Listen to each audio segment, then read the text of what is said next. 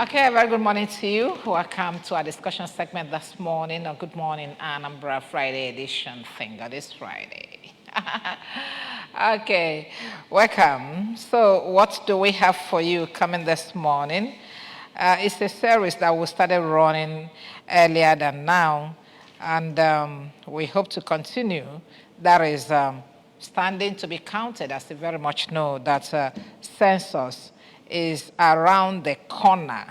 That is what is trending now after the general election that took place recently. Now it is time for you to stand up to be counted. And I have a gentleman that has joined me this morning to look at this. He is Ifeanyi Ogunebunam. He's a civil society activist. Good morning, Ifeanyi. It's a pleasure being here. Okay. You seem darker than myself. Okay, my name is Sijama, and here we are. Ifeanyi, it is time for census. What exactly do we expect to know about this? The expectations are much.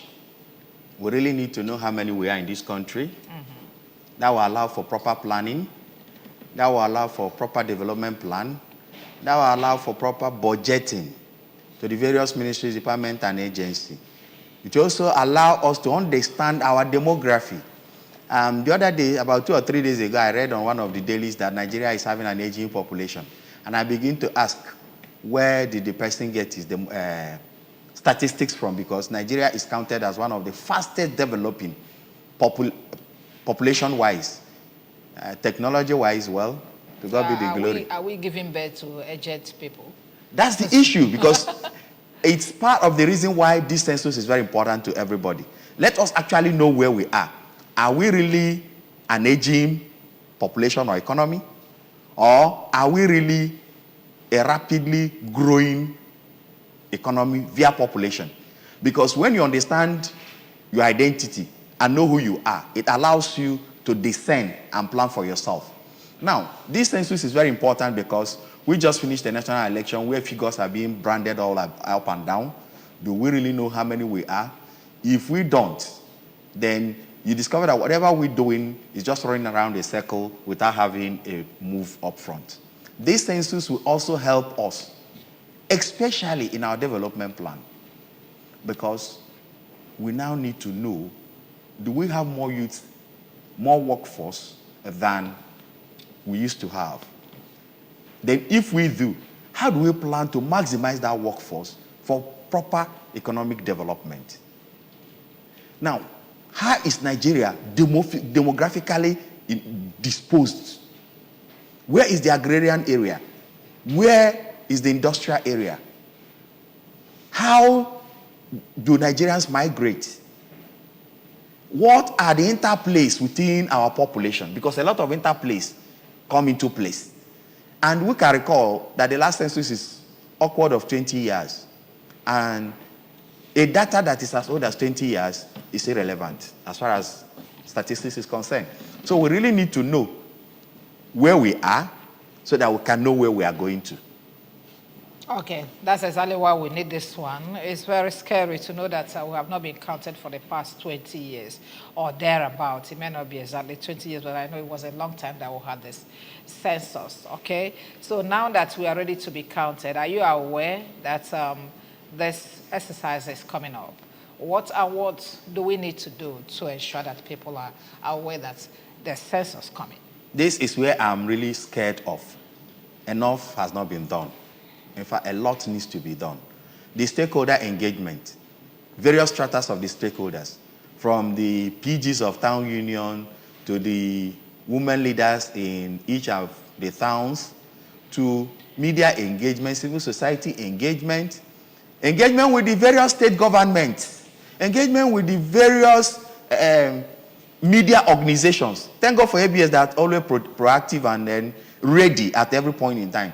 Where is that synergy between the National Population Commission, the National Identity Management, the National Orientation Agency, the Federal Ministry of Information, the State Ministry of Information in managing the information? And if you critically look into this area, you discover that, I don't want to say nothing has been done, but a lot of work need to be put in, because 75% of Nigerians are not even aware that census is coming. That is where we have a problem. Okay, let's maybe we need to come down to our state, because I know that the governor has constituted a committee that will take care of that. That will get down to the from the state level to town, local government level, town union level, and then keeps trickling down. Okay, so maybe we need to come down to our state and find out how ready we are, because I wouldn't stay here and tell you how ready they are in Gombe State or what do you call it, Adamawa. Okay, so let's come home. I am really very happy for our renowned professor of economics, who is also the state governor. Okay. He understands the essence of census. He understands the essence of having data that will allow him plan, that will allow him know what he's doing. He's an economist. He's an economist, a renowned economist for that matter. And you can see it in play. You know, it's unfortunate that many of the ministries, departments and agencies, federal ministries, departments and agencies in Anambra State are not really keen into his program. They are standing aloof. They are not coming, they are not seeing from the eye that he is seeing. They are not enthusiastic in keen into his development plans and agenda. A typical example is this census. I am waiting to hear that there is a visit to the state governor inviting him to come in, but rather the governor himself is taking a lead. That is leadership. That's what we are talking about. And he has gone further to bring in the Asatu women wing, the Asatu men wing. He's pushing Anambrarians to ensure that we stand out to be counted. And I use this opportunity to tell an average Anambrarian, Ndi Anambra, onye ọbụla bụ onye Igbo, this is the time for us to show our strength once more. Please ensure that every household is counted. Okay, before we get down to the other issue, the nitty-gritty of standing up to be counted, we're going to take a break. When we'll come back, we'll continue from there. Population and housing census. Everybody get ready, From the 3rd of May to 7th of May 2023, the National Population Commission will be conducting a comprehensive population and housing census to generate reliable, sustainable, and up-to-date data needed for policy formulation, security, national planning, and development. Population and housing census, it will make life better, because our government to give the use.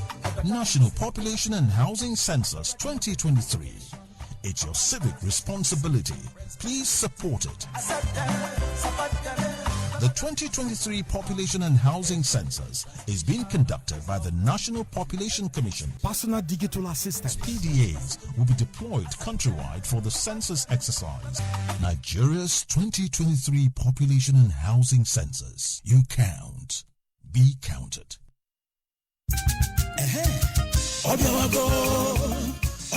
Population and housing census. Ngwa onye ọbụla kwadobe ihe ngụkọta na nchịkọta ọnụ ga-edozi ndụ. Ọ bụ ya ka ndị isi obodo anyị ji agụkọta anyị ọnụ. Nnabata ha, kwado ha. Ịgụkọta ndị obodo na-abịa Igbo kwenu site n'ụbọchị nke 3 nke ọnwa Mee ruo na ụbọchị nke 7 nke ọnwa Mee 2023. Ndị ụlọ ọrụ ngụkọta na nchịkọta nke obodo anyị ga-eme ihe ngụkọ na nchịkọta nke ha ga-eji nweta ihe ọgụgụ mmadụ nke kwesịrị ekwesị, nke ha ga-eji mara ihe atụmatụ nchekwa na idozi obodo. Ihe ọgụgụ isi n'ụlọ mmadụ nke 2023 bụ ihe kwesịrị ekwesị, biko kwado ya. Ihe ọgụgụ isi n'ụlọ mmadụ nke 2023 bụ ndị National Population Commission NPC na-achịkọta ya. Ọ bụ Personal Digital Assistants PDA ka ga-eji were ọrụ ihe ọgụgụ a gburugburu ala anyị niile. A ga-eme ya n'akụrụngwa teknụzụ nke ahụ bụ dijital. Chetakwa na ihe ọgụgụ isi n'ụlọ mmadụ nke Nigeria 2023 site n'ụbọchị nke 3 nke ọnwa Mee ruo n'ụbọchị nke 7 nke ọnwa Mee afọ 2023. Ngwanụ iso ya pụta ka agụọ gị. population and housing census.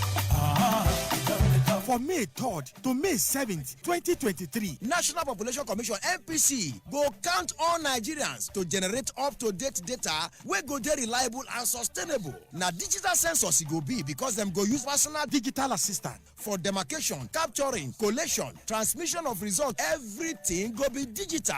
Them go count everybody, whether you there for your household or you there for journey, and them no go count one person 2 times. E go help government form better policy, do correct national planning for ogbonge development, for security we get a cover.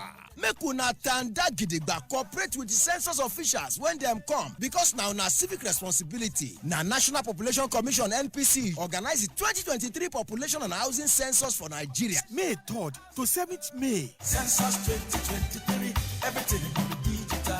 You count oh, allow them count you.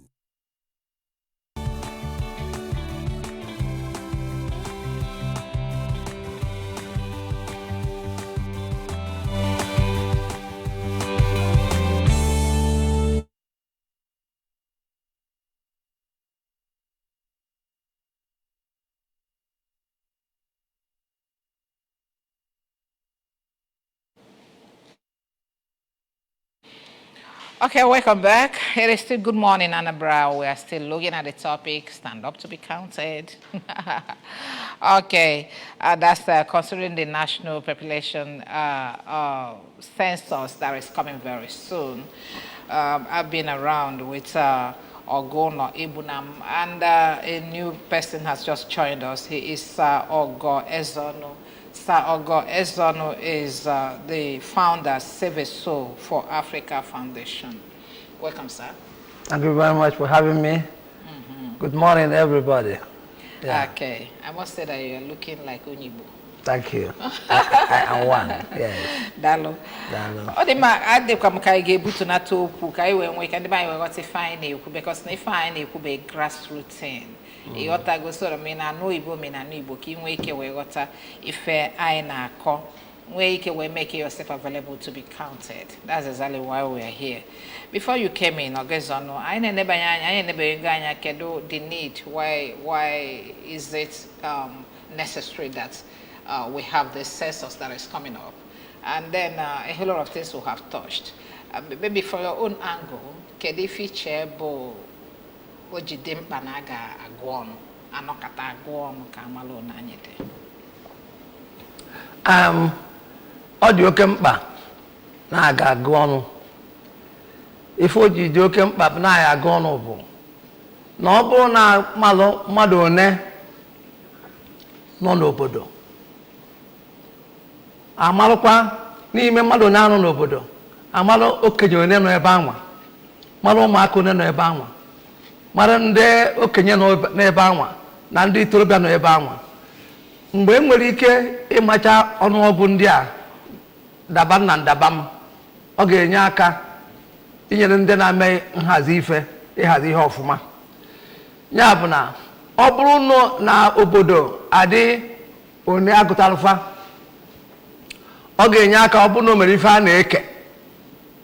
Asị na ndị a dị one, ndị a dị one, ndị a dị one, a na-eke oke dịka ọnụọgụ ndị dị. Ya bụ na ọ bụrụ na o mere ife wetara, ife oriri maọbụ ife ọzụzọ maọbụ ife a ya eke ejere ndị mara aka, ọ bụrụ na a mara ọnụọgụ ndị nọ ebe anwa, ọ ya bụ na enwere ike enye ndị anwa ife pere mpe ma ọ bụrụ na nwere ọnụọgụ ndị anwa.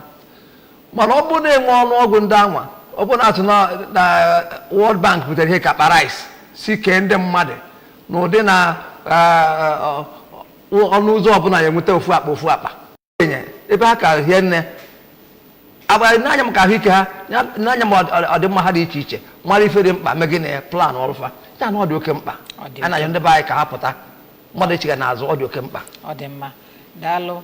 Onwe ndị anyị gbara ajụjụ ọnụ dịka o si gbatakwuru maka ife anyị na-achọ ime. Okay, ka anyị kpọbata kenefa ka anyị n'onu mmiri okwu fa ka anyị wee bidokwa ebe anyị kwụsị. Okay.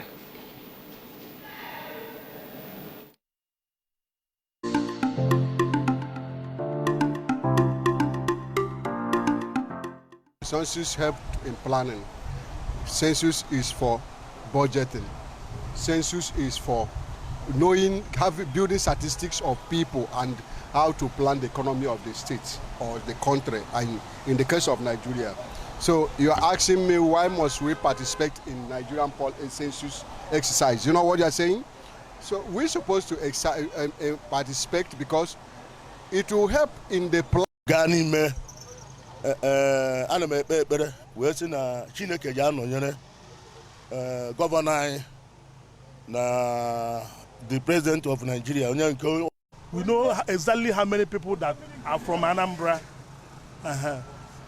When you know that this person is from Anambra, you can now say, okay, he's living in Lagos, no problem. But the origin, the place where the person comes from is very, very important. You know, it helps in a lot of things, like knowing the area that has more population.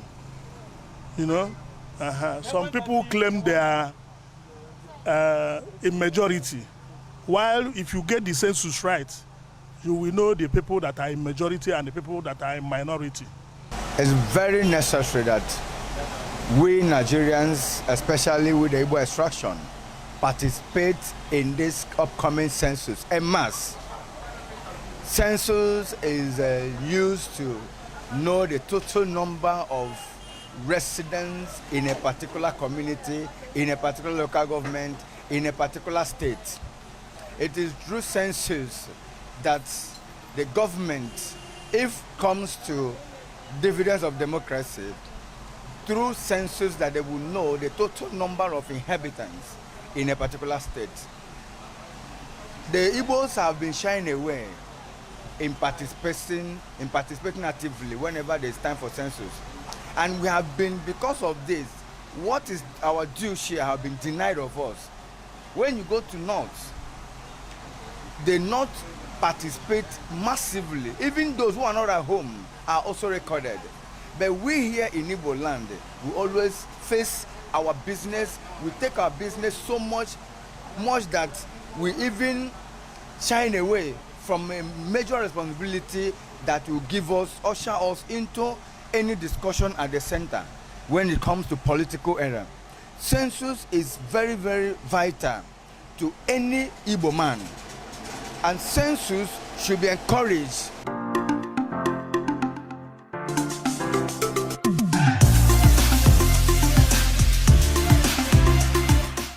Population and housing census.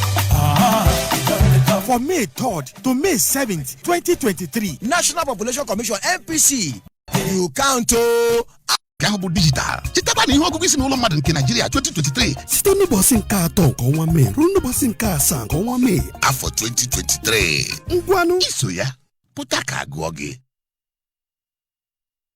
Population and housing census. Everybody get ready, From the 3rd of May to 7th of May 2023, the National Population Commission will be conducting a comprehensive population and housing census to generate reliable, sustainable, and up-to-date data needed for policy formulation, security, national planning, and development. Population and housing census. You can make life better.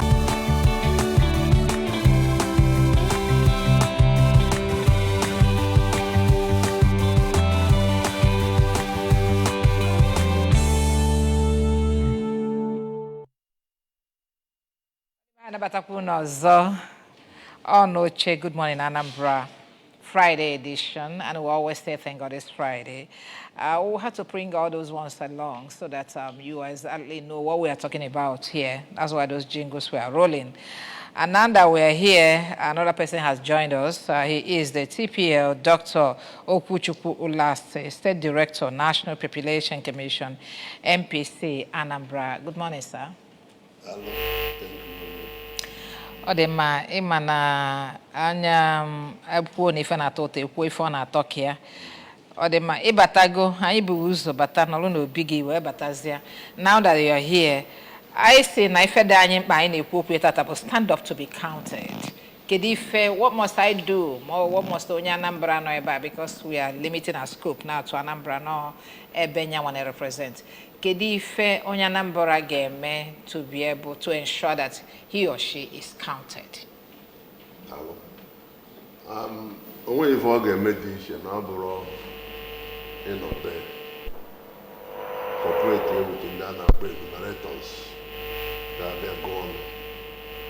And if I never digital census, ihe ọ pụtara bụ anyị ejiro pepa eme a na-eji PDA a na-akpọ tablet in common parlance.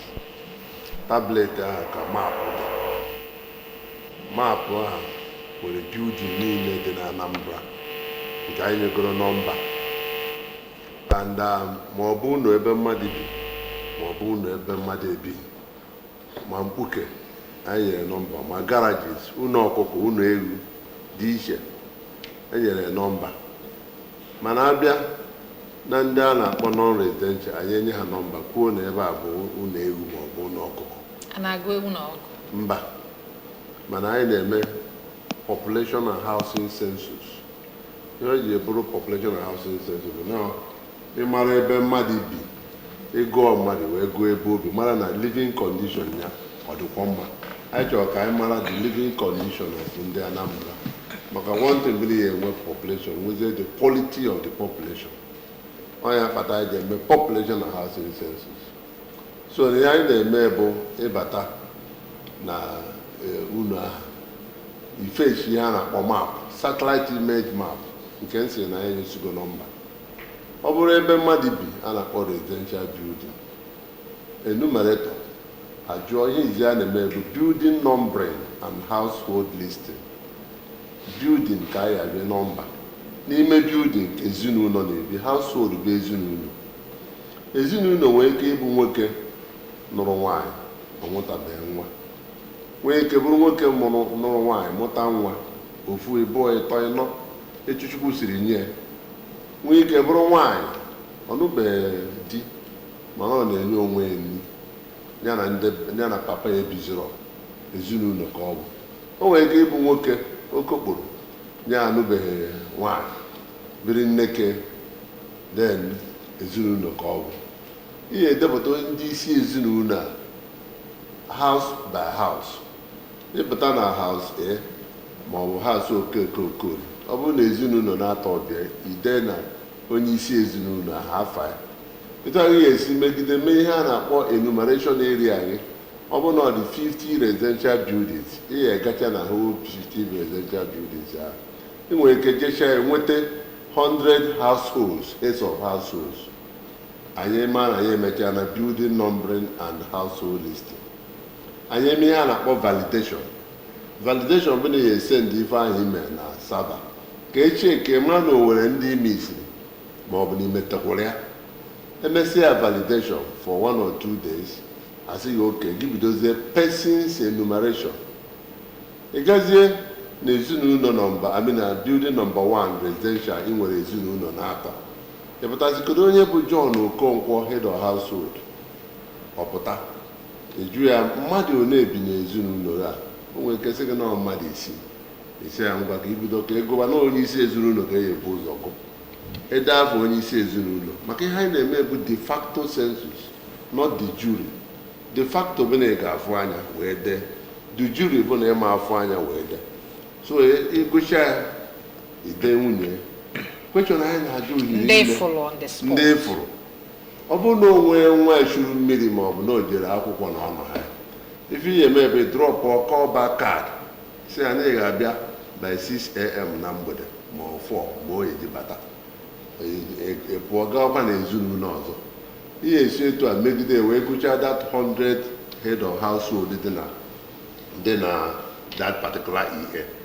And etu anyị si ime equipment anyị, imeji your tab, ọ dị ya na-akpọ geofenced, imeji PDA eji wee go EA1 jego EA2.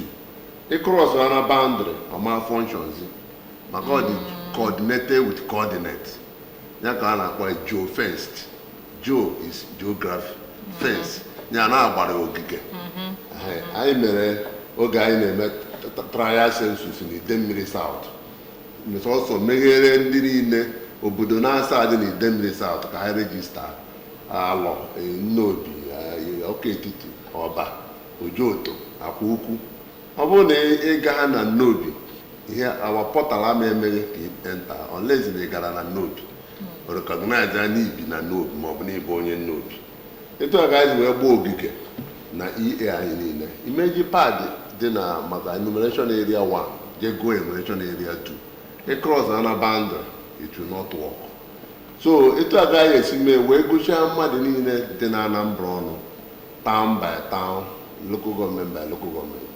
Nke ọzọ questions a na-ajụ ihiri nne. Nke mbụ bụ na anyị tiri kịta onye ebe ọbụla onye bi ka a na-awachi. Ị bụrụ onye Osumenyi mana ibi na Kano, ihe ede na-ebe onye Osumenyi dị na Nnewi South, dị na Anambra, mana ebe ibi bụ na Kano. Ihe ha ji eme etu abụ na ebe ahụ ibi ka esopose ịnọ gụọ ọnụ, maka na o mere anyị arụ mgbe anyị mere 2006 census. Ndị niile nọ na Ọnịsha enviro, ma ndị aka ọkwa, ma ndị Imo, ma ndị Anambra, alọ ụtụ ebe ọbụla nasịsịa na omezi Ọnịsha dị 135,000 na 2026 census. Ọnịsha South, Ọnịsha North dị 149. Ya kpatara na ndị UNICEF mee ihe a na-akpọ immunization kịta anaghị enye ndị ward wrong UNICEF wrong figure na ha immunized 400% children in Onitsha North and South. So UNICEF akpọgo anyị population commission say why?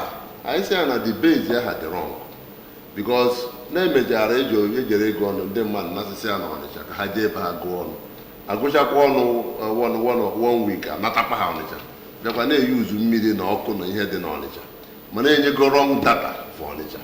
Ifugo ebe a na-eme immunization mete 400%. Ọ bụrụ na figure Onitsha dị mma, immunization Onitsha ama eru 60% immunized children, or 40% can still be unimmunized. This is the wrong data anyị na-eme ka anyị correct ya ka ọ bụrụ ebe onye bi ka ọ na-awachi. Ekene m. Daalụ, anyị kenekwu gị. Ọ dị ma ọrụ egbu na m, we got talking before they came in, and then o nwere ebe imetụbela aka dịka nsi wee jụọ gị kedu ife bụ ọlụ onye Anambra to ensure na agụla anyị ọnụ. Emesịa nganachi ya taz na ebe onye biko na-awachi ya because o nwere problem there on ground now. Yes, ọrụ egbu na m. Ọ dị ete mkpa na onye ọbụla pụtara ka agụ anya ya abụgodu nke mbụ, maka na onye a na-agụrọ ya makwa na owepụgo onwe na ya bụ ụgbọ ogwu na-egbu na m, maka onye a na-agụrọ ma na ọgụpụgo onwe and ọ chụpụrụ onwe ya n'ụgbọ asịkwana na ụgbọelu tarịa, maka na ya bụ ụgbọ buru ibu ịnabata onye ọbụla. Nke a bụla ofu ọzọ dị ka nwanne bụrụ na ị ya agba mbọ ka agụa gị na-ajụ ese ọnwa anyị na-abanye gasị nwa a na-abanye mkpụrụ ụbọchị 3 ejụba kpọọ ndị na-apụ apụ na-abata abata fa elutego be anyị o agụbagokwa be anyị, ọkasị ndị isi ezinụlọ a na-agụrọ o nwekwa ọka ọ dị nke a kwụrụ. Nna anyị ukwu census nwere ọtụtụ ife ọ kọwapụta ọmaka, maka na anyị akụziere ọmụta ịmụta iso n'ife a na-eme. Ndị isi ezinụlọ abụrụ sọ ndị nwe obi na mkpuke, ndị isi ezinụlọ a na-ekwu gụnye PGs niile, maka na PG obodo nwe obodo, ndị igwe, ndị councilors, ndị local government chairman jụbakwa na ese gbawanụ mbọ ifufu problem enwe na Ọnịcha. Ọ dị ka mkpali amụ mana nnukwu nsogbu. Once data is wrong, planning has been rubbished. So it's very necessary that every community, every person is actively involved. Si emekwanya ife bai na ọ gbasara m nekwa anya na imi fancha bụkwa nwanne, maka na o metụ imi o metụ anya imi a na-agba mmiri, o metụ imi anya a na-agba mmiri. Odoga anya na o nwere nkewa, ọnụ a na-complain, ọnụ enweziela okwu. So ndị be anyị biko mkpa ọ dị na-agụrụ onye ọbụla bụ na ọ ya enyela anyị aka ka anyị keta oke anyị, maka na onye na-eketere onye a na-agụrụ ya ekenyere ya oke. Daalụ. Odemma, Dalo, Sa Ogezono, Ibo onye n'obi. Yeah. And Ibe stakeholder na n'obi. Yes. So, kedu ikuku census so kubego po na n'obi. Kedu ifunu wabundi stakeholders na-eme to ensure that na family of na n'obi they counted. Ya ndebe anyị dị njikere maka ya bụ agụmọnụ. Igwe obodo anyị akpọgo ndị ichie, kpọọ ndị village chairman, kpọọ ndị ward chairman, kpọọ ndị ụmụnna, kpọọ ndị ụmụọkpụ, gwakwazi ndị youth dị iche iche. Na ọ dị mkpa na onye ọbụla bụ onye nnobi ma ọ bụ onye bi na nnobi ga-anọrịrị gụọ ya ọnụ. Ya bụ na ndị nnobi dị njikere. Anyị gbakwara mbọ dozikarịa ebe ya dị mma ma ife ga-enyere ndị ya arụ ọrụ aka ka ọrụ ha dịrị siriri werere. Ya bụ na anyị na-echebụ tọọdụ na 7th. Ihe ebututa anyị bụ ọbụna ndị ọrụ abịa dị n'oge ma ọ bụ ghara ịrụ ọrụ ka esi chọọ mana anyị na-enye anya na ha ga-arụ n'ihi na azụrụ ha azụ. Ya nnobi kwuru dị njikere na-echeba. Ọ dị m onye isi fulebe metara aka nọọsụ na-achọ ndị ọrụ afụlụ and okwugo na azụ ụfazụ anyị makwa na ndị nke gụkwulu mele election na azụkwa ụfazụ yet we still have had a lot of skirmishes. Kedu ife unu na-etinye in place to ensure that na ka a na-agụ na n'obi, ka a na-agụ n'Enugu Ukwu, ka a na-agụ na Agụlụ or so many other places. Ay agụkwu n'ogwu n'ike be m na. Agụọ n'ogwu n'ike. Nwanne m. Oye. Okoje efuru. Nke ọ gara ịbụ na asị na afọ yakwa ndị na-agụ nụ ma na afọ ma ha bịawa na ha eburu ife ya ejego bịa. A na ha abịa nwee ndidi. A na-enwe ndidi 7th agwụ abata 10th. So ife mere bụ na achọghị go na compare ma ọ bụ na ama atụ with election na population maka ọ dị iche n'iche. Ọ dị mma. Ihe dị iche n'iche bụ na nke anyị bụ ihe metụtara onye anyị anọ na ndọrọ ndọrọ. Ịmago na Jizọs na-ejere go ya ọnụ. Ọ ga-amụrụ ya so ọ dị fundamental. Abịa n'ihe ị na-ekwu maka ịzụ azụ ndị INEC na-azụ na-eme training one day amove anyị na-eme training for 10 days. Akwụkwọ anyị ga-eme training ọ bụrụ na mma eburu nya bịa a na-akpọ enumeration area enumeration area manual enumerators manual. O buru ibu dịka Bible nwere 28 chapters. So ọ bụrụ kacha mpe a na-akpọ ya ụzọ eme nche ya enye certificate na somebody participated in census 2023 census. Maka ọnọdụ ka obere mahadum ihe dị 28 pages ihe ama na ọ bụrụ ife ụmụazị and ebe a agaghị akọwasị ma ihe a m kwuru kịta. Like for example anyị bidoro mee ihe a na-akpọ national training a na Abuja nationally one place. Ndị ahụ train na Abuja gbada na zone train na geopolitical zone nke Anambra bụ one of the zone train. Anyị mechaa zonal training for the southeast na Anambra mee ihe a na-akpọ state training of trainers in the state ebe almost 1,288 teachers were trained ka ha gazie na local government areas train ebe ndị a na-akpọ enumerators and supervisors. Enumerators are almost 13,800 and supervisors are around 3,000. 13,200 for Anambra State. For Anambra State. The divide is in local government by local government. And the Yama, they can stakeholder and by Oji Kumbo here, Nobi, na Oyofu. Potalani, Bonaiko, onye Nobi, Bina Nobi, more Bonye Bina Nobi. Maka we hear DJ, onye Nobi, no Bina Nobi, and in Ebo Nobi. Yes. There has also Nobi, I go on. Maka Bina Nobi. And make ebe onye biko na awaji anyị kwuru na onye ọbụla bụ n'obi kwa na n'obi ya ji eti akwụkwọ na ya agụ na n'obi ka ọ ga ka anyị ghara inwe nsogbu accommodation onwezie ndị ga-abịa bụ pee mpe etu a ka anyị si mee ndị ga-ego ọnụ enumerators and supervisors all have the basic functionaries. The most important functionaries bụ enumerators ndị anyị agụọ mana ọ have the least in hierarchy. We don't have the most important to us. We don't capture line them mad. So, ndị a na-ekwu bụ onye n'obi ha bi na n'obi you put ndị get trained. Abịa go on. O nwezi ndị a na-akpọ supervisors ụnụ ma. Nwee ndị a na-akpọ field coordinator ya na coordinate supervisors. Enumerator na-adị ihe dịka ịtọ ma ịnọ na supervisory area, supervisor field coordinator na coordinate supervisor ịtọ ma ịnọ. Enwe ihe a na-akpọ controller nọ na each local government area. Enumerator mmadụ ịta. Enumerator ọfọma ya agụ the whole of Nnobi. Egbubiri Nnobi egbubi, ịmara Nnobi dị ebo na-atọ buru ibu ọkwa ya. Enwere Awụda, nwee Ngo, nwee Ebenesi. Ịbịakwa na Ebenesi enwee villages.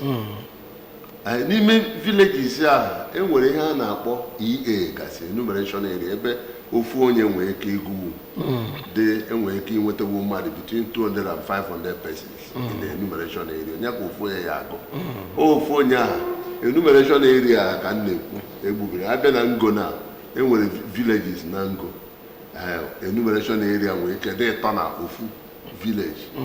Enye mmadụ ịtọ with a supervisor. The coordinator ga na-coordinate ihe dịka Ngo nwee ike nwee 3 field coordinators. Ebenesi nwee ike nwee dịka ebe 5 depend etu o si wee dị maka onwe ka esi wee gburisie. These field coordinators anyị dị ebe 599 na the whole of Anambra State. And ndị bụ field coordinator bụ ndị train goro ha ka anyị si na ha ghọrọ ebe 1288 ka anyị họje mmadụ 500 ka ha nyere anyị aka as field coordinators. Na local gọọmenti anyị nwere controller bụ staff anyị, nwezi onye a na-akpọ local government training coordinator ga-coordinate training na local gọọmenti. Ndị a bụ ndị ga-arụ ọrụ. And question a na-ajụ hiri nne. For example, afọ m osisi a wee rote na anyị nwe ha na-akpọ green census. O nwere question anyị na-agụjụ because of greenness, ihe a na-ekwu dịkịta bụ smart city. Ka ezinụlọ ọbụla nwee ofu osisi a ga-akụ na ezinụlọ. So anyị ebe ha abata ha na be gị, a ga-enye anya jụọ ọgụ nwere osisi ịkụghere. Anyị na-akpọ green census ka anyị wee nweta the number of compound or buildings nwere osisi na Nigeria. So ihe dị na kweshọn anyị ga-abara ndị mmadụ uru hiri nne. Onye ka anyị ji wee bụrụ a data organization ga ọbụla emee onye ọbụla enwee data dịka nsi wee kwu kịta. Ịchọọ map village dị na Ebenesi anyị ga-enye Ebenesi anyị ga-enye gị. Ịchọọ map village dị na Ngo anyị ga-enye gị. Ịchọọ map Ngo na onwe ya ọ dị. Ịchọọ map Nnobizi as a town niile nwere etu anyị si ekwu na Nnobi ka anyị si ekwu n'Ogbunike na-ekwukwa n'ala na-ekwu obodo dị iche iche. Ndị INEC enweghị map political ward ha na-ese mana ọ dịcha mma abịakwute anyị na ha wee mee anyị wee see map. Mbịawa ọzọ nwe onye onwe ike igosi ụlọ ebe political world map obodo ọbụla etu esi wee sepụtasị ya. Anyị populate efuzie mmadụ one nọ na political world ọbụla. So that obodo chọzie si mba na ha chọrọ ka ha makwuo na ha enwe more world. Ekwuezi ha na anyị na-ekwuwe nke ahụ gbasazie ndị population. Mana anyị ga-enye the basic map ga-enyere obodo aka. Local government map, town map, even boundary dispute map. Everything anyị nwesịrị ya. Daalụ. Ọ dị mma ka anyị nebanye anya na some of the challenges anyị nwere ike inwe na this census na Chigo ọgụ nọ Egbunam. Kedu ife ị na ha envisage from ife inugolo town plan of kedu ife ị na envisage that could be a challenge na this census na-abịa? The challenge I envisage are two: the human and technical part. What is the human part? The human part is that a human being whom we are prone to mistakes. But I'm happy that they said it's 3 people, so I hope it's 3 good heads, which is better than 1. Then the technical input, the part to be used. How long does it stay before? Battery nke a bụ ofu. Ọzọ dị ka nwanne ndị ya apịnya bụ ife a na-apị famakwala apị. Ekwete m. Onye anwa azụgo gị zụọ onwe gị. Some people will say if they send you, send yourself. Yes. You've been train yourself. Be more prepared. You are going to be certified. You see, the problem we have is that most times we don't understand what we get into. We just do it. you build your reputation and CV. Onye lụọ alụta enyekwu ya ọzọ. The man who is supervising you today, you don't know where he's going to supervise you tomorrow. Just by citing you, say no, this person is inefficient. Then, onye bata obodo, eziokwu bụ na obegi. Nke a jezito PGs, ndị isi ogbe. Enyemaka dị ezigbo mkpa. Pụta n'ụkpọ ọnụ ya ọlụ. Nkọwa anyị na-enweta kịta na-ekwu na amala onu unu ra, amala ife anyị enye unu. Ma nke dị political, ma nke dị economical, ma nke dị health wise. A na-ekwukwa n'okwu iti maternity na health center. Ọkwa ebe mmadụ nọ ka anyị etinye. Amala onu unu ra, ama maternity unu nwe ma ozukwo. Amala nke anyị etiri unu. Ọ bụ na unu nwe ndị ọrụ na ya ma fazuru, ma na fezuru. Ndị na-achọ ward, ọchakwa anụ ka akwụ. Kedu onye ya eje gbutie? Ọcha. Amalụ mmadụ onye nọ n'ebe ahụ, amalụ mụnụrụ ward. Amalụ ward, ma ọ bụ na unu akaligo unu kwesịrị ịdị ebunye nye ebe a. Kebinyekwa unu. Unu enwe additional councilor. Ọrịa. Nwe additional house of assembly member. Nwe additional house of rep member. Ulu. O nwere ọghọm dị na ya? O nwere ọghọm dị ya. Ọzọ dị ka nwanne ya bụrụ na obodo ọbụla kaba arụ nwee ebe ọ ya abụ ndị bịara ọrụ nwee kafasi nwee nsogbu afụ enyemaka. Nsogbu dị ka agụụ ya agụkwa ụfọdụ na ịmara ma olikwa nri wee pụta. Onye abata bie inwe oloma bụ onyefa. Inwe akụ oyibo bụ ife akafata na mmadụ ibe ịkafa bụ. Onye ọrụ onye rijuo afọ ume adịa. Gba bọọlụ. Ife nchọrọ ịjụ Ọgọ Ezeọnụ dịka stakeholder na n'obi nwekwa arrangement unu mee contingency arrangement emelụ ka a wee mee nabata ndị ọbịa ọfụma maka na ọ dịbịa lijuo afọ o wee nye bụọ mkpọrọgwụ n'aja agụ ịghọtago otu aka ga-esi wee nyelụ gọọmenti anyelụ NPC aka ya dịka nsi wee kọwa na mbụ ndị nnobi dị njikere ahazisigo ihe ọfụma ma ebe ha nwere ike ịnọzu ike na bụ na a chọrọ izu ike ma mmiri ma nri ma mmanya ndị be a na-etekwu mmanya na-adị egwu a na-enwe iti nnobi mana anyị achọ ka ha ṅụọ iti mgbe ha ya arụ ọrụ maka na nwoke ba ha n'anya mana ọ bụ na ha enweghị ije nke bere ebere n'ụtụtụ nyejuo ha akpụ nnobi anyị na-asụ anyị na-akọta ugbo ọfụma ajejuo ya kpọta ofe onugbo na akpụrụkpụ azụ gbara agba anyị nwekwara ebe a na-egbu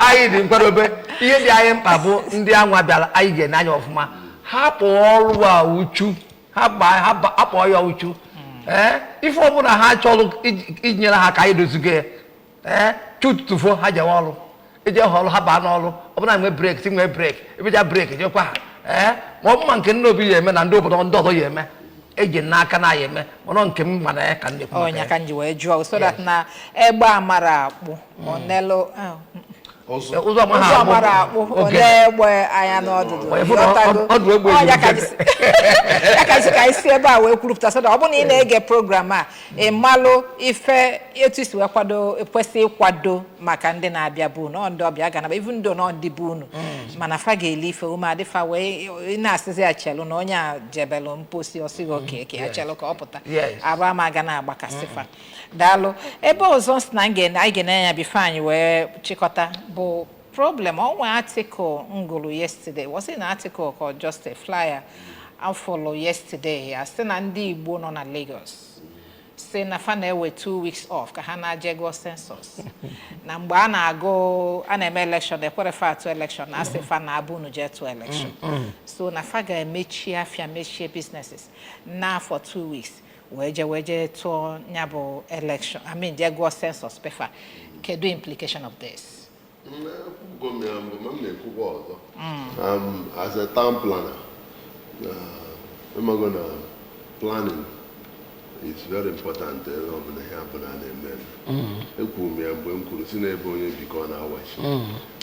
etu a si bụrụ onye otu biri n'Ọka ụmụnna agụ akwụkwọ n'Ọka mgbe njere ụtọ bụ mgbe anyị gara ụlọ Krismas nwee ike na 1 week nata nakwa n'Ọka mmiri n'Ọka ka anyị na-aṅụ health center bụ n'Ọka so ọ bụrụ na anyị si etu a wee move ihe a mere na Ọnịcha emekwa na big towns niile dị na Nigeria and o nwere planning implication maka the essence of planning bụ ejugo mgbe m bịara mgbe a sị gị nwaanyị ọbụla di ya gwara na o nwere ndị na-abịa na be ya ajụ mmadụ one na-abịa iwesịa na ọkwụdị mmadụ 10 o wee mara ka ya esisi rice ma ọ bụ ụtara ọ ga-enye ndị ahụ maka ịgwa ha enwere ike o jesie nke mmadụ na-abụ mmadụ 10 abịa so with that figure you can plan well onye kpatara na ọ bụ na etu anyị si eme na town planning ọ bụrụ na o nwere etu obodo si wee dị full population in neighborhood itikarị ha hospital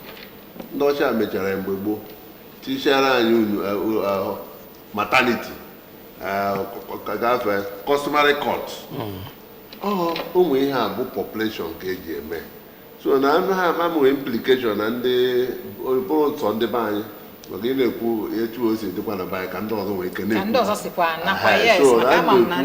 ebe ọbụla onye bi since na anyị edeena na eburu na onye ọzọ mee ka ịbụ biri na Kano n'ihi ede na ebe onye ọzọ mee mana ibe achọrọ population ndị ọzọ mee apịa bọdụ na anyị nweta population ọzọ mee nọ na Nigeria mana for planning purpose ebe ibi bụ na Kano anọ ebe a ga-asụpụzi ego ihe ọnụ etu a gosi wee dịkwa ndị Hausa bikwa na Ọnịcha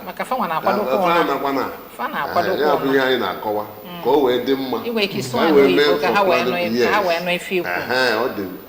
ọ dị very important that they should also stay and they should not go. All the tribes should stay where they are living for planning purpose. That's the planning into populations where they were ka o wee nyere anyị aka because ọ dị very important ime etu afọ obodo ahụ ata afụfụ ịdị ka m na-ekwu maka Ọnịcha immunization 400%. Ndị ọcha na-ajụ question what is 400%? How do you interpret population of 135,000? How do you interpret this? Now people were immunized 400%. Where are the children? But the immunization in Ọnịcha up to 50%, I mean 40% child were not immunized. Maybe 60% because of the population. Maka base they are not wrong. Any other thing in add, I'm wrong. So even na kowa. Because when you kulumbo oyi of oyi gbasara ndị ma apụ kọmputa. Ma anyị na-eme recruitment. Anyị sị bụ ịma kịta obere nwa ha nọ na primary school ka mụ na anyị were handle phone. Anyị tibo minimum qualification ka ọ bụrụ OND.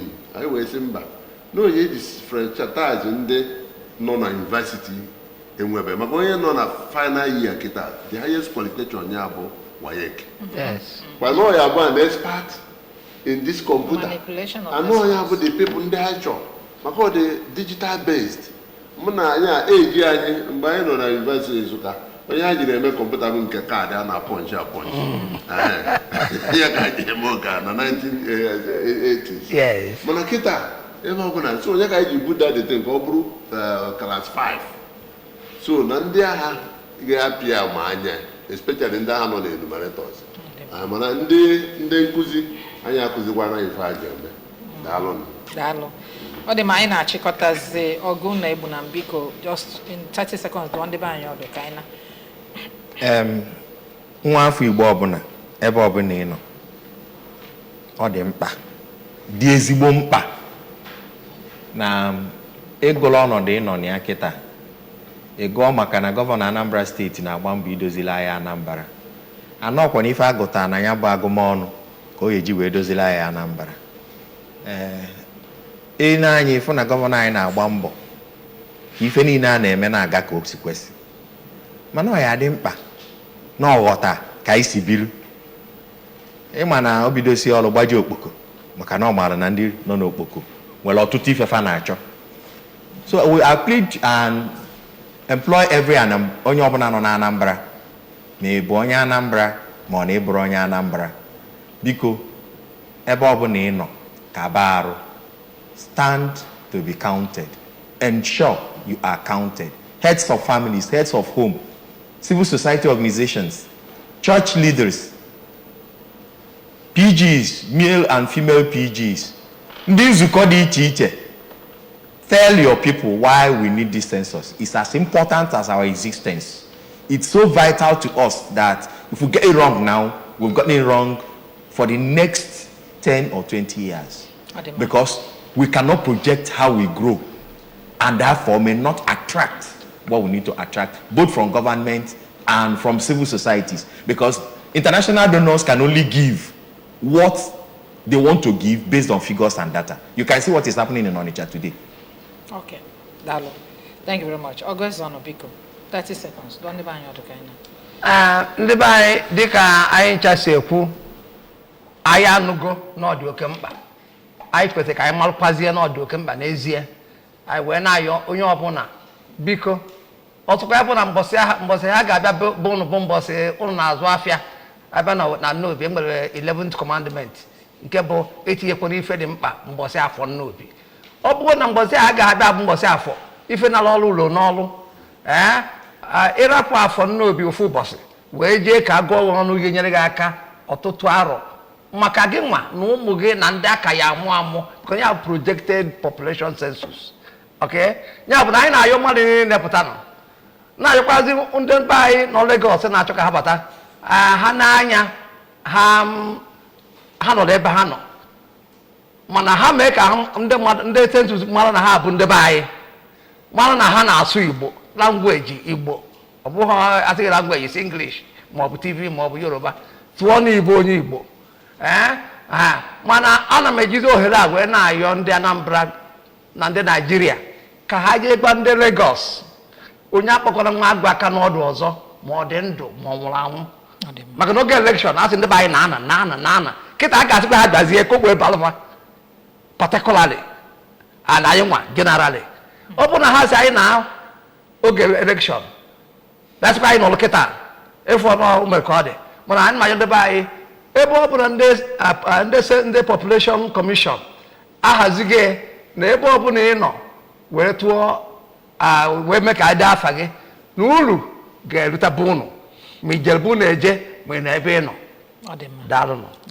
Daalụ onye isi TPL biko nke izugbo ka nkeregori maka na onye isi mbụ Mr. Chidezoke the honorary flag commissioner represent Anambra State si na nkene ndị Anambra ọnọwụ ebe ọ na-Abuja si ka nkene gọvanọ maka na gọvanọ anyị bụ solution gọvanọ o mekara ndị population nke izugbo na Owerri ihe a na-akpọ ANSEC committee nke SAG bụ chairman ya and other commissioners na special advisors bịakwa anyị seti up logistic committee and publicity committee na the state local gọọmenti niile nwe census committee onyekwa directive ka obodo niile 179 towns dị na Anambra nwekwa census committee ọnya ka ọ na-ekwu mbụ ichie n'obi na ha emego nkefa wee sị ka nkene ndị Anambra wee sị ha ka ha pụta ka agụọ ha ọnụ our slogan bụ your count be counted. Daalụ TPL Dr. Okwuchukwu Olase, State Director, National Population Commission, NPC, Anambra State. Daalụ the case be Thank you, sir. And then Ifeanyi Ogono Ibunam, a civil society activist. Thank you very much for coming, sir. It's a pleasure being here. Ndị oyi, ndị ogbunike, uche unu dị amụrụ na anya ka azụ, na oke ahụ erikwa ihe onye mụ anya. Sir Ogo Ezon, founder Service Soul for Africa Foundation. Thank you very much for coming, sir. Thank you very much. Ndị be anyị ụnụ anụghị ihe kwuru pụtanụ n'igwe ka agụọ n'ọnụ ọ ga-abala anyị uru. If you are from the north and you are living here from the north, west, south, anywhere you are living in Anambra, this is where you belong. This is where your children go to school. This is where you earn your living. This is where you access a lot of things health-wise. So this is where you'll be counted so that you benefit from whatever that is coming to the state based on the population of the state. You understand what I mean? Okay, thank you very much. Thank you, the camera guys. Thank you, the producer, Ifi. Thank you, the director, and everybody at the MCR. Thank you. It's been a very eventful week. I'd like to thank you for making it happen. This is a very powerful team. Team, good morning, Anambra. Thank you very much. My name is Sijama. God will keep us alive. I'll be here some other time. Have a good weekend.